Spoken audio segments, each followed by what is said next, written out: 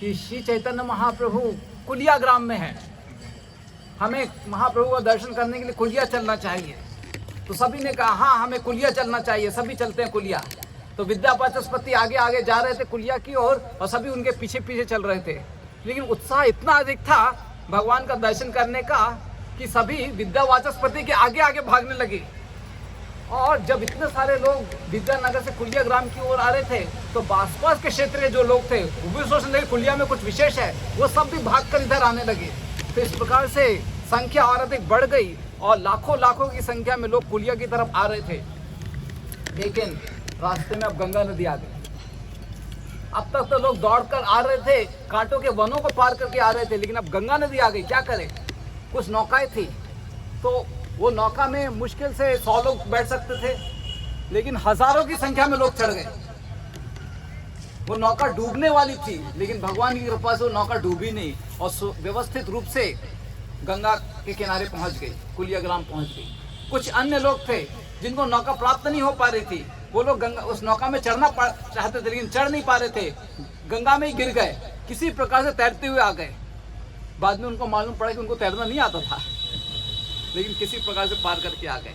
कुछ अन्य लोग थे, वो केले का जो वृक्ष होता है पानी में तैरता, उसको पकड़ के अपने पैर मारते हुए किसी प्रकार से गंगा पार करके चले गए। कुछ अन्य लोग थे जो खाली मटके को सहारा लेकर गंगा नदी का पार कर लेते हैं।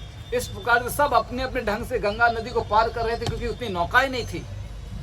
और ऐसे लाखों लाखों लोग गंगा नदी को पार करके कुलिया ग्राम पहुंचे। लगा रहे क्या? ये पकड़ो कोई। मैं ये लगा रहा हूँ। इधर आइए पास।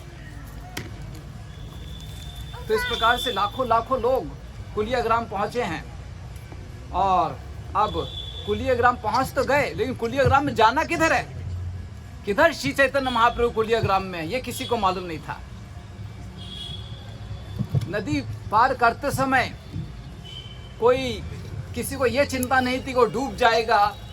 गंगा नदी में भयंकर मगरमच्छ भी रहते हैं, लेकिन किसी को उनकी भी चिंता नहीं थी वो मगरमच्छ उनको हानि प्रदान करेंगे। सब बिल्कुल आतुरता से भगवान का दर्शन करने के लिए पूर्ण निर्भय होकर, भगवान की कृपा पर आश्रित होकर गंगा नदी को पार कर रहे थे। और सब गंगा नदी को पार करके कुलिया ग्राम पहुंचे, लेकिन कुलिया ग्राम में जाना कहाँ है वो किसी को मालूम नहीं था। तो सब फिर से विद्यावाचस्पति की ओर देखते, और विद्यावाचस्पति को भी मालूम नहीं था कुलिया ग्राम में कहाँ है श्री चैतन्य महाप्रभु, किधर जाए। तो सबको लगा कि विद्यावाचस्पति जवाब देंगे, लेकिन विद्यावाचस्पति कुछ बोल नहीं रहे थे। तो सबको मन में लगने लगा कि विद्यावाचस्पति ने झूठ बोला है। विद्यावाचस्पति बहुत परेशान थे कि पहले ही लोगों ने उनकी बहुत निंदा की थी, बहुत डांटा था, अब दूसरी बार बहुत डांट पड़ी हुई। इतना दूर से फिर से दौड़ करके आए, गंगा नदी पार करके आए और अब महाप्रभु नहीं मिल रहे हैं। तो विद्यावाचस्पति बहुत पीड़ित थे, बहुत परेशान थे, कहाँ है महाप्रभु, ढूंढने के लिए बहुत आतुर थे। इधर उधर पूछ रहे थे लोगों को, लेकिन कहीं नहीं मालूम पड़ रहा था। बाद में भगवान की कृपा से उनको मालूम पड़ा कि श्री चैतन्य महाप्रभु माधव दास के घर पर है। तो माधव दास का घर कहाँ था? यहाँ पर एक सारस्वत गौड़ीय मठ है जो उस दिशा में है, ठीक है, और उसी का ये भाग है और ये जल मंदिर के नाम से प्रसिद्ध है। तो यहाँ पर श्री चैतन्य महाप्रभु थे। तो लाखों की संख्या में लोग यहाँ पर आए और महाप्रभु का दर्शन करना चाहते थे। इनको क्यों है?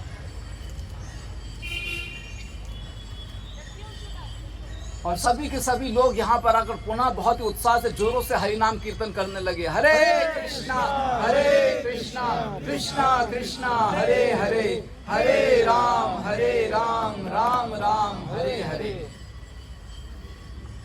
विद्यावाचस्पति वे माधव दास के घर में प्रवेश करते हैं और भगवान से निवेदन करते हैं कि इतने सारे लाखों लाखों लोग हैं जो आपका दर्शन करने के लिए आतुर हैं और आप एकाएक अप्रकट हो गए। आपको मालूम नहीं कि मुझ पर क्या बीती, कितने सारे लोग मेरी निंदा कर रहे थे, क्या क्या नहीं मुझे कह रहे थे। कृपया करके आप कम से कम एक क्षण के लिए उन सबको अपना दर्शन प्रदान करें। तो इस प्रकार से विद्यावाचस्पति के निवेदन पर और यहाँ पर जो लाखों करोड़ों लोग हरि नाम को उच्चारण कर रहे थे। हरे कृष्णा कृष्णा कृष्णा हरे हरे, हरे राम राम राम हरे हरे। श्री चैतन्य महाप्रभु मुस्कुराते हुए माधव दास के निवास स्थान से बाहर आए और अपने बाहों को उठाकर जोरों से उच्चारण करते हैं, हरि हरि। और सभी भक्तगण भी इसी प्रकार से भगवान को दर्शन करके प्रसन्न होते हैं और जोरों से उच्चारण करते हैं, हरि हरि। तो इस प्रकार से श्री चैतन्य महाप्रभु का दर्शन प्राप्त करके सारे भक्तगण इतने उत्साही हो गए कि पुनः वे हरिनाम कीर्तन करने लगे। यहाँ पर करोड़ों की संख्या में लोग थे, तो अलग अलग समूह में कीर्तन हो रहा था। सभी अपने अपने समूह में, कोई मृदंग बजा रहा था, कोई करताल बजा रहा था, कोई जो हाथों को उठाकर नृत्य कर रहा था, कीर्तन कर रहा था। और श्री चैतन्य महाप्रभु नित्यानंद प्रभु के साथ अलग अलग समूहों में भ्रमण करते हुए उन सब के साथ कीर्तन कर रहे थे, नृत्य कर रहे थे। हरे कृष्णा कृष्णा कृष्णा हरे हरे, हरे राम राम राम हरे हरे। और इस प्रकार घंटों घंटों घंटों तक यहाँ पर हरिनाम कीर्तन हुआ था। तो इस प्रकार से महाप्रभु ने इस लीला के माध्यम से यही सिद्धांत स्पष्ट किया कि विरह की पीड़ा से भगवान श्री कृष्ण के प्रति जो प्रेम का आनंद है उसमें वृद्धि होती है। जिस प्रकार से जो खीर होती है उसमें कुछ थोड़ा कपूर डाल दिया जाता है तो खीर की मिठास बढ़ जाती है, उसी प्रकार से विरह की पीड़ा से भगवान के प्रति प्रेम की जो मिठास है उसमें वृद्धि होती है। इस सिद्धांत को श्री चैतन्य महाप्रभु ने इस लीला के माध्यम से दर्शाया और भगवान ऐसा अनेक अनेक लीलाओं में करते हैं। तो सारे भक्तगण यहाँ पर श्री चैतन्य महाप्रभु का पुनः दर्शन प्राप्त करके बहुत ही प्रसन्न थे और श्री चैतन्य महाप्रभु पुनः यहाँ पर सभी भक्तों के हृदय से व्यक्तिगत रूप से आदान प्रदान कर रहे थे। घंटों घंटों कीर्तन हुआ, नृत्य हुआ और श्री चैतन्य महाप्रभु का सभी दर्शन कर रहे थे। यहाँ तक कि जो लोग बहुत क्रूर चरित्र के थे, जो लोग महाप्रभु से ईर्ष्या किया करते थे, वो सब महाप्रभु का दर्शन प्राप्त करके अपने हृदय में पवित्रता का अनुभव कर रहे थे। और फिर यहाँ पर एक ब्राह्मण श्री चैतन्य महाप्रभु के पास आता है और कहता है कि आपके संन्यास लेने के पहले मेरे हृदय में आपके प्रति कोई सराहना नहीं थी। मैं नहीं जानता था कि आप कौन हो। मैं आपकी निंदा करता था, मैं आपके भक्तों की निंदा करता था और मैं कहता था ये सब नाम के वैष्णव है, कलयुग में कोई वैष्णव नहीं हो सकता है, सब दिखावा करते हैं। और इस प्रकार से मैं सबकी निंदा कर रहा था। लेकिन आपके संन्यास लेने के पश्चात मुझे आपकी सत्यता के बारे में ज्ञान प्राप्त हुआ है। इससे मेरा हृदय बहुत बदला है। अब मैंने समझा है कि वास्तव में वो लोग पापी नहीं थे, सबसे पापी तो मैं हूँ, सबसे घृणित नीच तो मैं हूँ। इस प्रकार से मैंने अपनी अवस्था को समझा है और अब मैं आपसे क्षमा मांगना चाहता हूँ। पिछले 5 सालों से मैं आपसे क्षमा प्राप्त करने के लिए आतुर था, लेकिन अब आपका दर्शन हुआ है, कृपया मुझे क्षमा कर दीजिए। बताइए कि किस प्रकार से मैं अपने पिछले पाप कर्मों से मुक्त हो सकता हूँ और आपको आश्रय प्राप्त कर सकता हूँ। इस प्रकार से सभी ब्राह्मणगण व अन्य सदस्य थे जिन्होंने वैष्णव के प्रति अपराध किया था, वे सभी श्री चैतन्य महाप्रभु से क्षमा मांग रहे थे। और श्री चैतन्य महाप्रभु ने पुनः यहाँ पर दूसरी बार संन्यास लेने के पश्चात जब नवद्वीप में आए तो सबसे पहले विद्यानगर में उन्होंने उपदेश दिया और विद्यानगर के पश्चात पुनः यहाँ पर दूसरी बार उन्होंने उपदेश दिया, भजो कृष्णा, कहो कृष्णा, करो कृष्ण शिक्षा। आप कृष्ण की पूजा करो, कृष्ण का नाम लो, कृष्ण के संदेश का अपने जीवन में पालन करो, कृष्ण को अपने जीवन का केंद्र बनाकर कृष्ण के लिए अपने जीवन को न्यौछावर कर दो। और श्री चैतन्य महाप्रभु ने यहाँ पर कहा कि यदि कोई व्यक्ति जहर पीता है तो वह जहर उसके शरीर को नष्ट कर देता है, लेकिन वही व्यक्ति जहर पीना छोड़कर यदि अमृत का पान करता है तो उस अमृत से उसके शरीर में जो जहर है उस जहर का प्रभाव भी नष्ट हो सकता है। तो हम सबको भगवान और भक्तों की सराहना करनी चाहिए, उनकी सेवा करनी चाहिए और तब जिस जहर को हमने अपने व्यवहार में पहले दर्शाया था वो जहर का प्रभाव नष्ट हो जाएगा, उस विष का प्रभाव नष्ट हो जाएगा। तो इस प्रकार से श्री चैतन्य महाप्रभु ने इस स्थान पर कुलिया ग्राम में यह महत्वपूर्ण शिक्षा दी और सभी को भक्तिमय पथ पर आगे बढ़ने की प्रेरणा प्रदान की। उन्होंने कहा कि कृष्ण का नाम अमृतमय है, कृष्ण के नाम से भयंकर अनर्थों का विष नष्ट हो सकता है।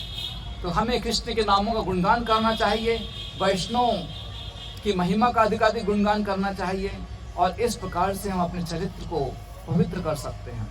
हमारे जो भी सारे अपराध हैं वो नष्ट हो सकते हैं और कृष्ण का प्रेम हम सबको प्राप्त हो सकता है।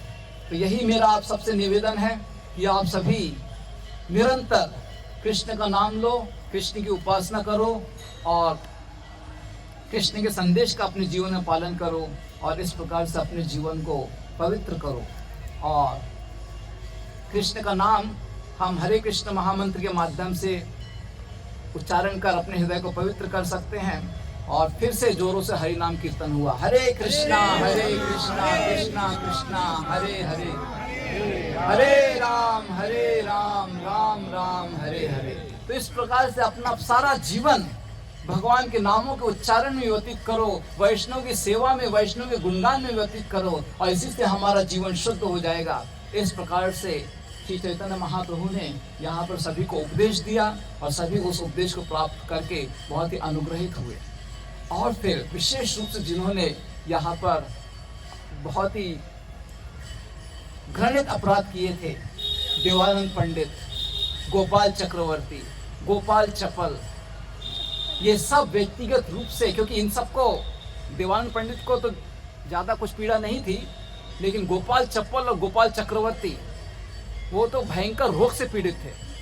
वे सब श्री चैतन्य महाप्रभु के पास यहाँ पर आकर उनसे क्षमा मांगते हैं और श्री चैतन्य महाप्रभु उनको क्षमा भी करते हैं। तो उस कथा का वर्णन मैं अगले प्रसंग में जब भी हम मिलेंगे तब करूँगा। तो यहीं पर मैं विराम देता हूँ क्योंकि हमें समय से पहुँचना है। ये बहुत ही महत्वपूर्ण स्थल है जहाँ पर श्री चैतन्य महाप्रभु ने वैष्णव के प्रति जो अपराध हो जाता है उस अपराध को भी क्षमा कर दिया था। यदि हम श्रद्धा से श्री चैतन्य महाप्रभु के चरणों का आश्रय लें, उनके नामों का उच्चारण करें और वैष्णव की सेवा करें, तो ये स्थान बहुत ही महत्वपूर्ण है। हमारे आध्यात्मिक जीवन में हम सभी भक्तिमय शिक्षाओं का पालन तो करते हैं, लेकिन वैष्णव के प्रति अपराध के कारण हमारी भक्ति में जो वृद्धि होनी है उस वृद्धि में बहुत बाधा बन जाती है। हम लोग हरिनाम का उच्चारण करते हैं और हरिनाम के उच्चारण करते समय कितने ही अपराध हो जाते हैं। हम लोग हर दिन हरिनाम के प्रति 10 नाम अपराधों का स्मरण करते हैं और ऐसी भावना रखते हैं कि अपराध न हो। उसमें पहला अपराध यही है कि हम वैष्णव की निंदा करते हैं। अरे भले हम वैष्णव की निंदा न करते हो, लेकिन जाने अनजाने कभी कभी हम वैष्णव को नाराज कर देते हैं। तो ये स्थान बहुत ही महत्वपूर्ण है जहाँ पर श्री चैतन्य महाप्रभु की कृपा से हमारे किए हुए अपराधों से हमको क्षमा प्राप्त होती है।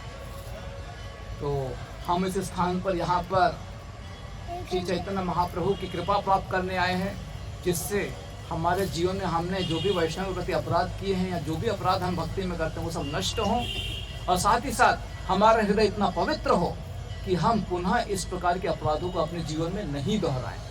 तो इस प्रकार की याचना, इस प्रकार की प्रार्थना हम इस स्थल पर यहाँ पर भगवान से करते हैं। तो यहाँ पर ये जो जल मंदिर है, ये तो सामने तो एक प्रकार से गेस्ट हाउस की तरह है। ये जल मंदिर है, जल के इसमें बीच में मंदिर है। इस मंदिर में अंदर जो है वो गोवर्धन शिला है। गोवर्धन शिला यहाँ पर क्यों रखी गई है? इंद्र ने सारे व्रजवासियों के प्रति अपराध किया था और श्री चैतन्य महाप्रभु ने सुरभि गाय जब इंद्र को लेकर आती है, क्योंकि वैष्णव है सुरभि गाय, श्री चैतन्य महाप्रभु को सुरभि गाय बहुत ही प्रिय है, तो सुरभि गाय को देखकर श्री चैतन्य महाप्रभु ने इंद्र के अपराध को भी क्षमा कर दिया।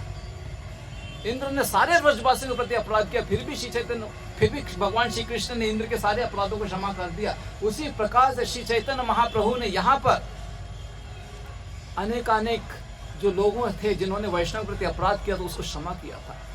उसी स्मरण में यहाँ पर गोवर्धन शिला मंदिर में विद्यमान है।